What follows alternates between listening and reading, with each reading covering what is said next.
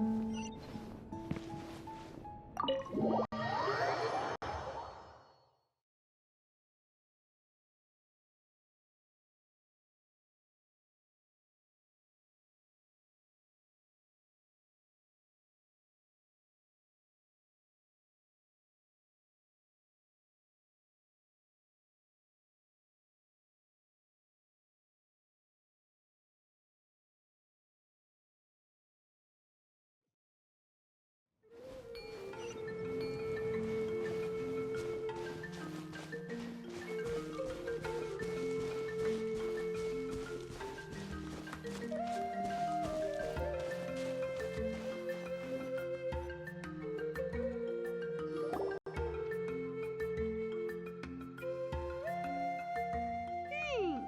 one's come to deliver the ingredients yet. Paimon thought we'd see someone come flying down on a Yunkasaur as soon as we came out. A messenger from the Scions of the Canopy wouldn't be flying here. They usually come climbing down the cliffs nearby. No need to look. There isn't anyone on the cliffs. I just saw a ghost. Hey, you there! Sorry, but does Tlisoli live around here? Oh, are you the one who's supposed to deliver the ingredients? Ingredients? Are you kidding? I was nearly eaten myself. Never mind that now. Those monsters are still hot on my heels. Please, you've got to help me. Shilonin, where'd she go? Whoa, she's already gone up to fight the monsters! Let's go help her out!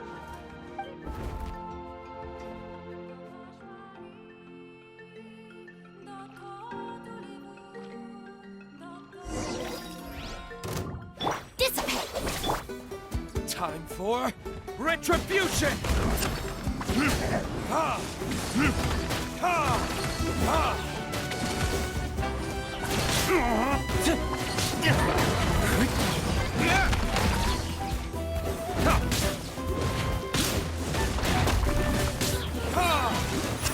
Verdict is...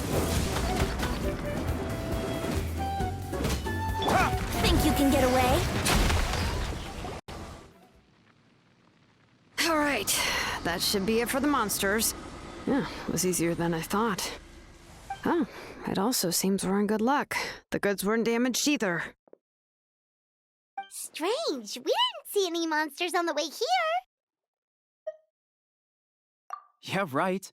I use this road to deliver goods all the time, and I've never been attacked like this before.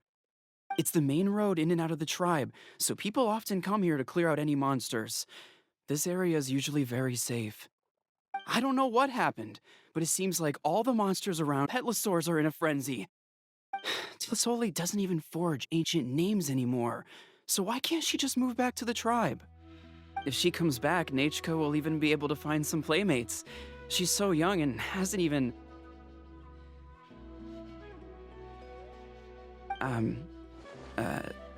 Nachka's playmates. No, wait, I feel like my kids have played with her before. They've even told me about Nachka's favorite game. If I remember right, it was... strange. I always remembered it before.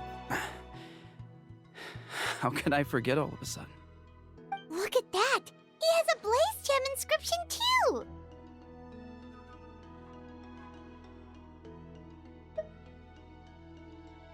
You should go back to the tribe. It seems like you had quite the scare today. We'll take the ingredients back for you. I'll carry these bags, and you two can carry the rest. If you say so. Thank you so much. I guess today's just a really bad day for me to go outside. That's so weird. Why is everyone we run into today having trouble remembering stuff? Paimon's not sure how to say it, but she's got a strange feeling about this. Like it's all somehow related. Once you live long enough, you'll eventually start experiencing strange days like this. Let's bring the ingredients back. Otherwise, we won't have anything to eat tonight.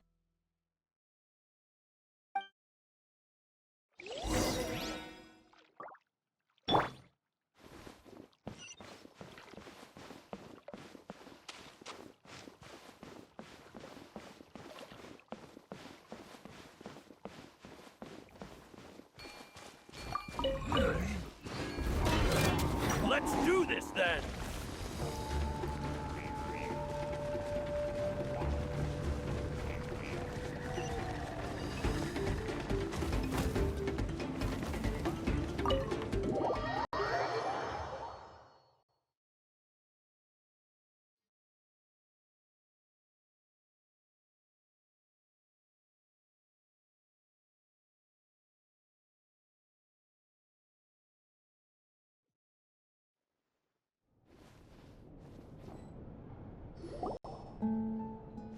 Ah, you're finally back. What took you so long? I was starting to worry. Oh, yeah, we ran into some small problems, but everything's fine now. All right. As long as everything's okay now. You all have a seat. I'll get the food ready. It won't take long.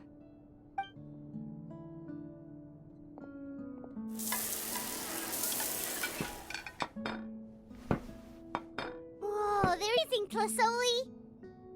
They were all pretty simple dishes to make. Don't be shy. Dig in, everyone.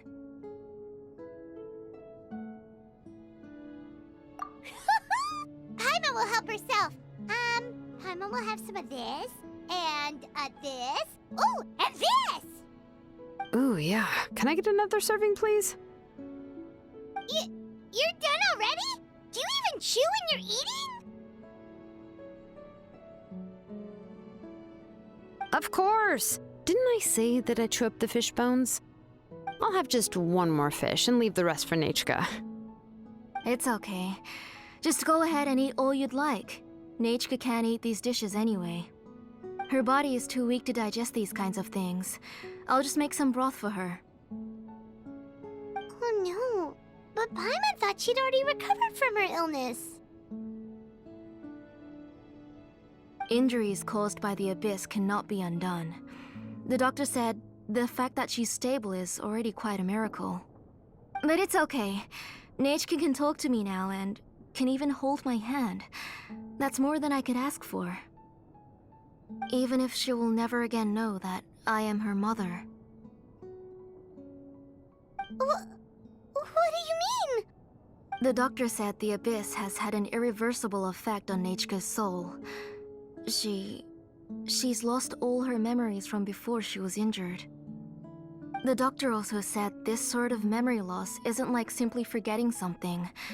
Rather, she can no longer remember anything from before that fateful day. Huh? But how does that happen?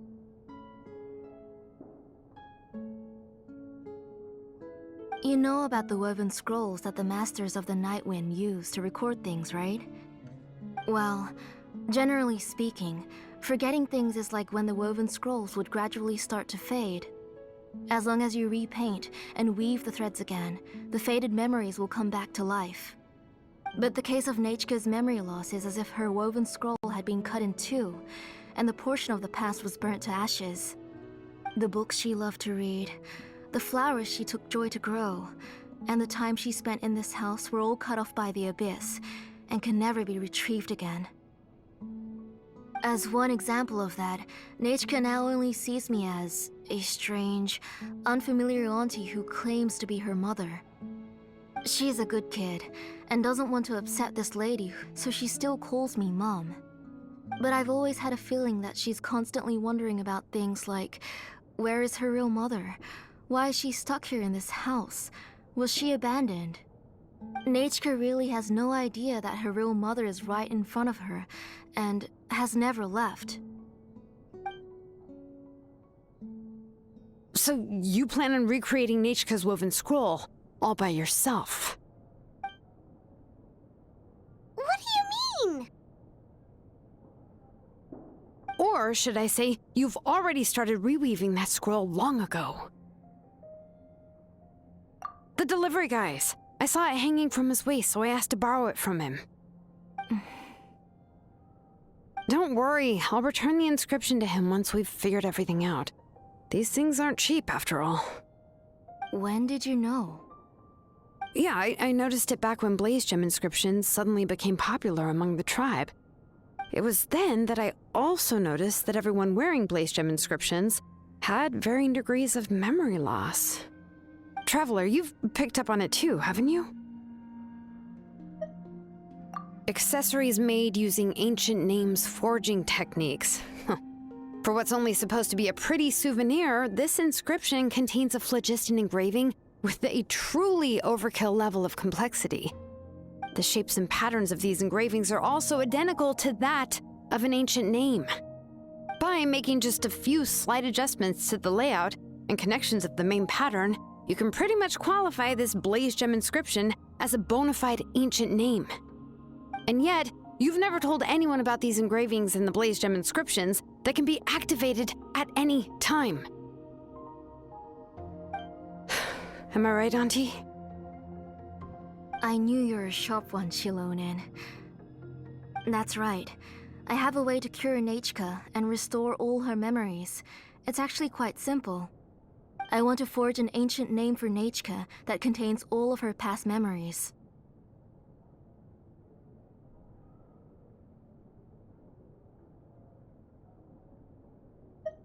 And the reason they must be approved by the Wyeb is because the memories they bear are all stored within the ley lines. Extracting those memories from the ley lines requires the Wyeb's assistance. But your plan wouldn't need you to do any of that, right, Auntie? Your blaze gem inscriptions will help you complete that part of your plan in the ley lines' massive memory bank for Nechka. And the ancient names you're trying to forge will be used to extract corresponding memories from the memory bank. A memory bank? Wait, so the reason all those people were having trouble remembering stuff is because the blaze gem inscriptions took away any memories related to Nechka? Using other people's memories of Nechka to reconstruct her past? This is the first time I've heard of such an idea. You've seen through my plans, Shilonin. You're as outstanding as ever. Far more brilliant than me. I intend to use this method to collate all the memories related to Nechka and allow her to regain her past again. But wouldn't extracting memories like that hurt the person carrying the blaze gem inscription? Not at all. Every time a blaze gem inscription extracts memories, the process is under my precise control. That way, there's no chance of anyone in the tribe getting hurt. This is the central inscription that controls all the other blaze gem inscriptions, which will also soon serve as Nechka's ancient name. You made all of this yourself, Plusoli? Yes, it was lots and lots of work. It was truly exhausting. Or perhaps I've just grown old. You saw it yourself. I nearly fainted just from being in the sun. I could collapse tomorrow, or even in the next few moments, but Nechka's ancient name is still far from completion. I've solved the issue of storing memories, but I still don't know how to connect Nechka up to this central inscription. I've thought you just modify your own ancient name. I considered it, but this matter doesn't have anything to do with my ancient name. It's of no help to me, and I don't need its help now. You know the price to pay for making something like this. Yes, I do. But as long as I can get my Nechka back, I'm willing to do whatever it takes. Otherwise, Nechka won't have any chance of reclaiming her past once I'm dead and gone. She won't remember me, and she won't even remember why her name is Nechka.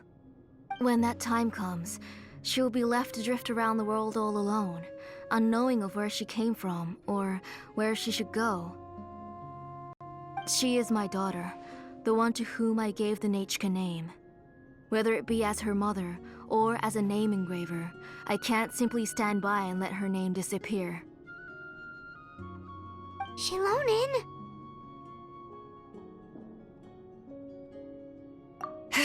I'll take the central inscription with me.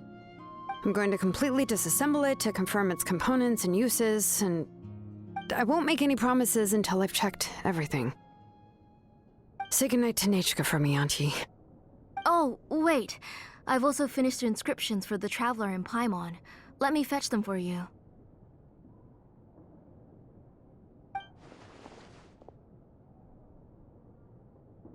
I'm sorry it took me so long to finish them. Hold on, Auntie. The Traveler and Paimon have never met Nechika before, so you can't draw any memories from them. That wasn't my intention. They're just ordinary gifts. Please, take them. Huh? What was that noise? Nechika must have woken up and wants to get out of bed on her own. Sorry, I'll go check on her first. Nechika, don't try to get out of bed. Just tell Mom if you need anything. You go ahead and take care of Nechika, Auntie. Let's go, Traveler and Paimon. There are a few things I want to tell you.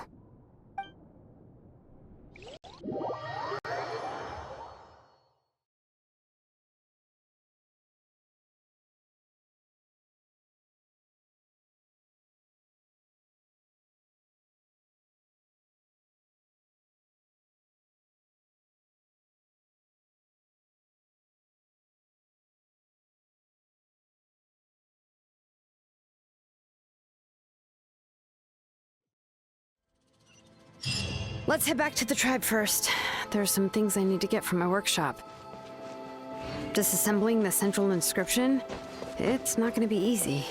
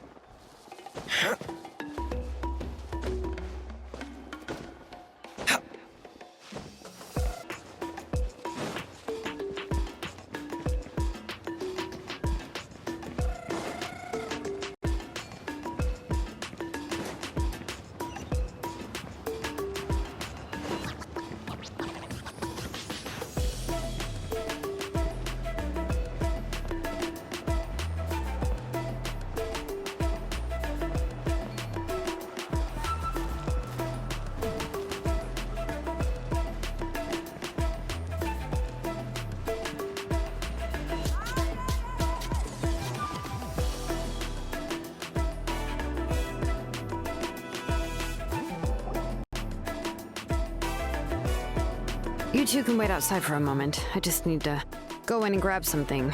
The workshop is a little messy, so unfortunately, I won't be able to show you around.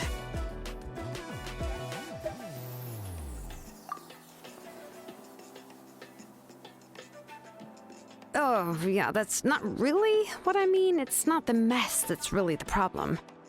It's just that the workshop is cluttered with way too much stuff. Books, files, and even ancient texts I got from the Masters of the Nightwind. Everything's piled up to the ceiling. You probably won't know where to step once you're inside. Kachina suffered quite an unfortunate series of events the last time she went inside. Well, I suppose it was my fault for being so focused on searching for information at the time that I forgot to lock the door. After entering the workshop, she was shocked to find herself face to face with a massive woven scroll from the Masters of the Nightwind, and then she turned around and knocked over a huge stack of forging blueprints. She tried to step out of the way, but tripped on a poster tube that was behind her, and then boom! The forging blueprints came crashing down right onto her head. Oh no! She's lucky I noticed in time. I found Kachina in a daze and managed to save her before an entire set of the history of the Children of Echoes was about to bury her. I then dragged her up to the second floor. Ever since then, Kachina always waits outside the door and doesn't dare take a step in whenever she comes to see me. Yeah, you're an artisan and craftswoman after all. We thought there would be weapons and armor hanging all over the place. but it seems more like a library than a workshop. Well, my primary work is forging ancient names, which is much trickier than making swords and tools. Aside from the necessary craftsmanship, I also need to consult many ancient texts. You probably already know that each ancient name represents related stories to support it. In other words, the essence of an ancient name is the physical manifestation of a certain spiritual will. And as a name engraver, when I'm working on a new ancient name, I'm not only trying to give it a physical shape, but more importantly, I'm also trying to understand the spirit contained within the name. And to do that, I have to collect as many related stories as possible and read through them all. But, as you might know, people tend to add a lot of extraneous details when it comes to stories about themselves. For stories that have been clearly exaggerated or altered, I must gather other related stories and information as cross-references. This way, I can filter out all the absurd and exaggerated details and restore the person's life to its true nature. Only in true stories can you find the authentic spirit.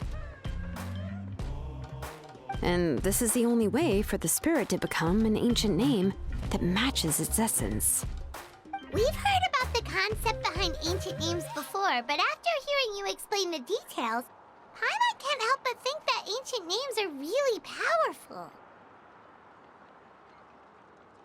Well, no matter how powerful ancient names could be, they would never be able to suddenly turn into a blade or allow you to smash through an entire cliff in one punch. It's just a form of spiritual power that's passed down from generation to generation. It doesn't have those kinds of physically tangible effects. Well, take your own names, for example. From the moment you appeared in this world, some person had already prepared a blessing for you. And that person then condensed this blessing into your name and gave it to you as a gift. It may feel like the moment you received your name is already in the past, but it will always stay with you and move with you in the future. Names are blessings for the future from people standing in the past. Well, that's what Auntie once told me. And with this blessing, people will become more confident as they walk into their future. To put it another way, it's like having a lamp in your hand as you walk through the darkness of night. Oh, Paimon gets that. If you're alone when you're walking in the dark, it's easy to get scared and tired quickly. But if someone else is walking with you, then it won't be nearly as scary. And, well, you might still get tired. The Traveler always has Paimon by his side, though, so he'll never have to worry about that. Oh, Paimon sure many wish they could be in your shoes, Traveler. Paimon's always flying. Of course it gets tiring. But we're getting off topic. We can talk about that later. Anyway, this is what Clisoli told me when I was training as a name engraver. And to be honest, I've only understood 20% of what she said at most. I've never been able to figure out the rest. But doesn't that mean you basically don't get it? Well, that's not entirely true. Auntie and I have at least come to a consensus on the most important thing. You know what? I am sick of talking. We can talk about all of this later. Please, wait a moment while I grab my things.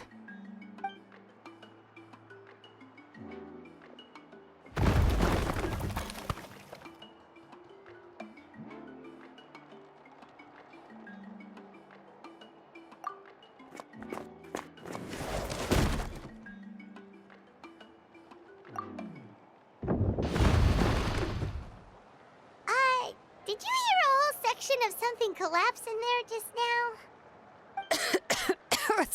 It's fine, it's fine. It was just a bunch of very old ancient name records. I've already made copies of them.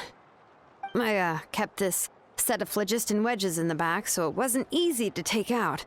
I had to resort to brute force. Come on, let's go disassemble the central inscription. It shouldn't take long.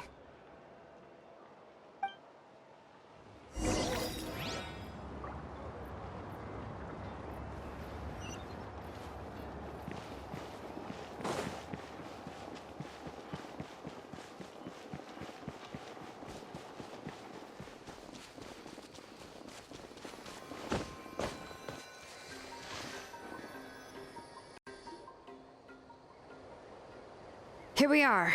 This is the place. This cliff is pretty high. What are we going to do here? Are we going to climb to the very top and then throw this inscription down the cliff? I'm going to use phlogiston to make an engraving circle on the cliff wall. That will allow me to investigate the internals of the central inscription. Now let me see if this thing can even turn on. I was still an apprentice the last time I used it. Before we attempt to engrave the inside pattern of an ancient name with phlogiston, we always use this to draw out the engraving diagram on a cliff or open ground. Flow properly through the internal engravings, can we start formally working on the small internal engravings of the ancient name. If we want to dismantle the central inscription in a non-destructive manner, we'll have to use this thing. I really don't want to engrave such a large diagram with my bare hands.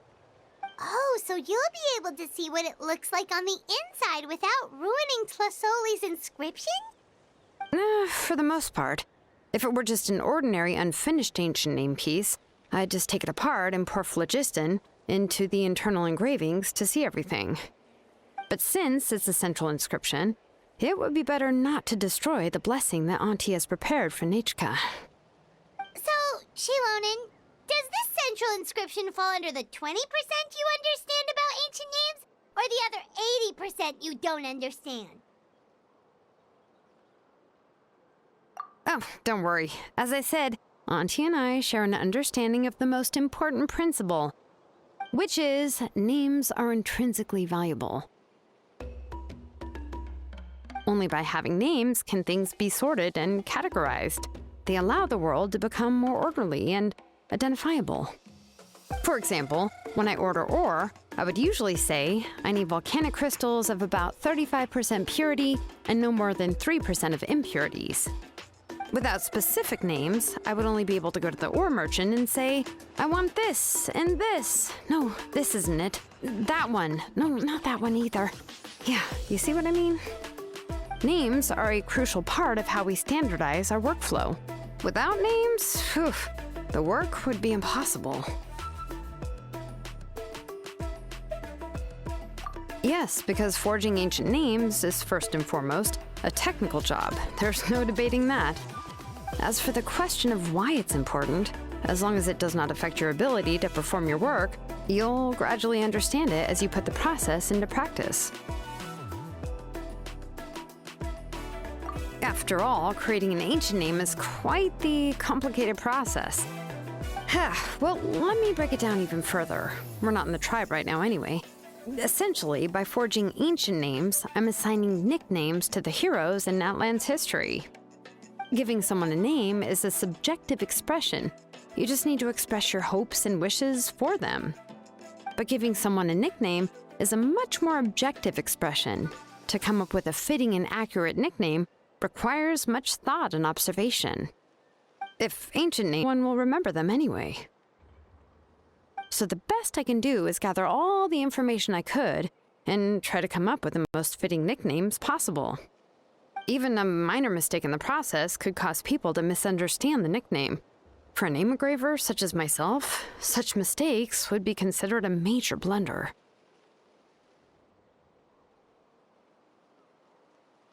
Paimon isn't trying to come up with a nickname for Shilonen. Besides, all of Paimon's nicknames have been very descriptive.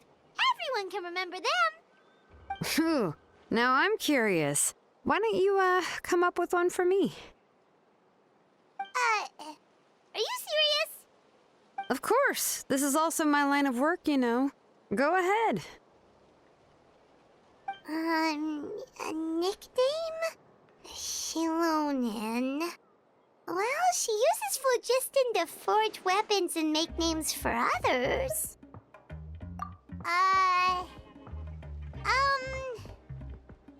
Smith? Yeah, not bad, and quite fitting too. I'll remember it. But, you should keep observing my work, Paimon. Maybe you'll come up with an even better nickname. Right, okay, time to make like a smith and start smithing. Watch closely.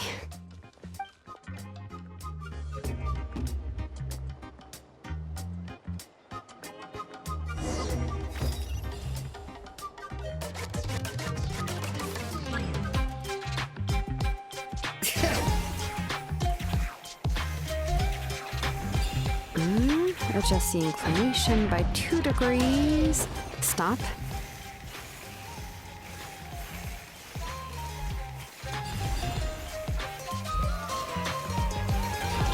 The error margin is within an acceptable amount, but I'll extend the inscription link a little more just to be safe.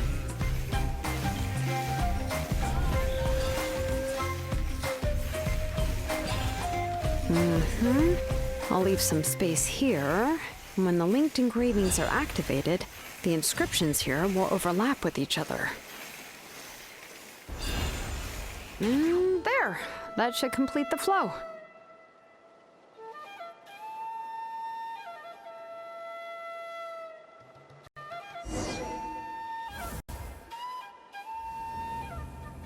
Amazing, Shilonen! You were running all over that cliff as if it was flat ground! Oh no, it doesn't have anything to do with my tribe. It's just the, after all that running around, I'll have to infuse them with more phlogiston again. Huh. I should prepare a spare supply of phlogiston to bring with me next time. More or less, yeah. I usually have at least the key equipment on hand. I can show them to you when we next find the time, but let's get to work first. Let me see. Start with Anchor 1 and activate it with Density 3 phlogiston.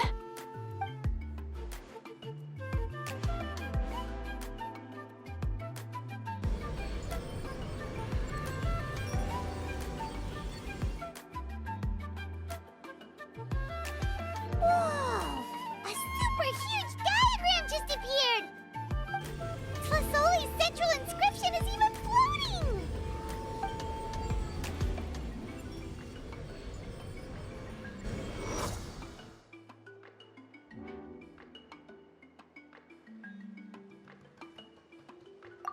So are you done checking the inscription, Shilonen?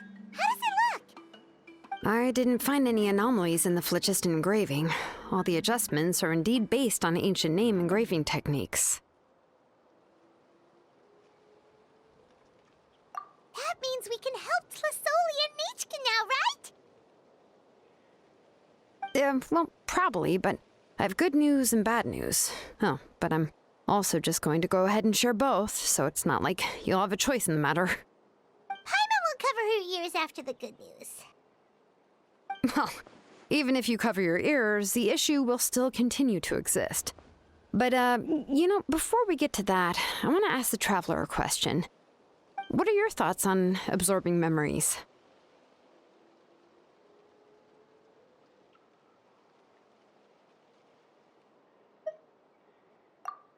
I knew you felt the same way, and that'll save me some initial explanation. I've never been very good at that anyway.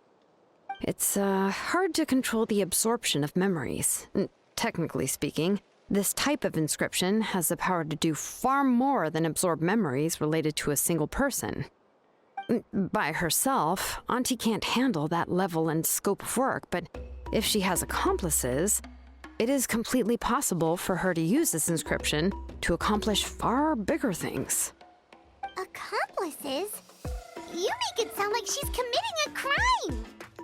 Well, here's the good news. Yes, this Blaze Gem inscription would be the perfect tool to commit crimes, but we haven't found any accomplices or signs that she intends to put it to active standpoint. We can consider that possibility as yet to be confirmed for now. The bad news is, there's still an underlying problem with this Blaze Gem inscription that cannot be ignored. I believe I've mentioned this before. Ancient names operate with the help of the Wyab, granting them the power to read information kept in the ley lines. In this process, the Wyab actually function like relays, helping the ancient name bearer sense the information from within the ley lines. If you remove the Wyab from the process and don't use any tools, then finding a specific story is akin to trying to scoop up a specific grain of sand from a rushing river.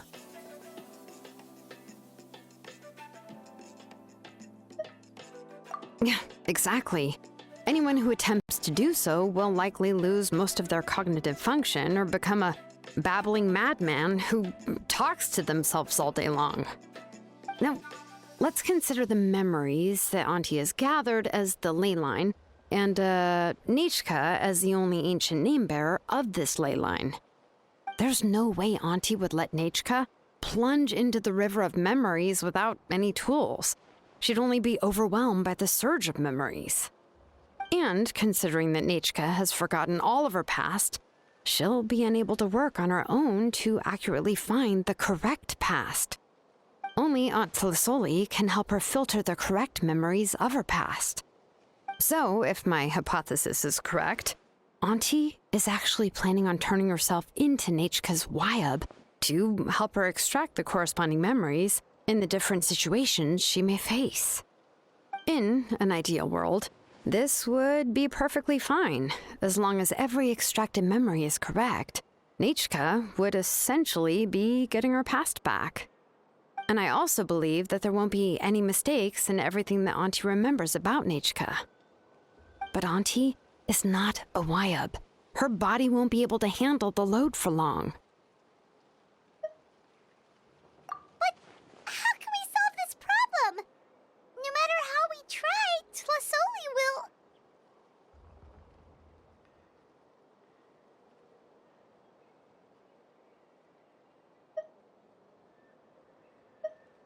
Names are blessings for the future from people standing in the past. I've also made up my mind. Come on, let's go see Auntie.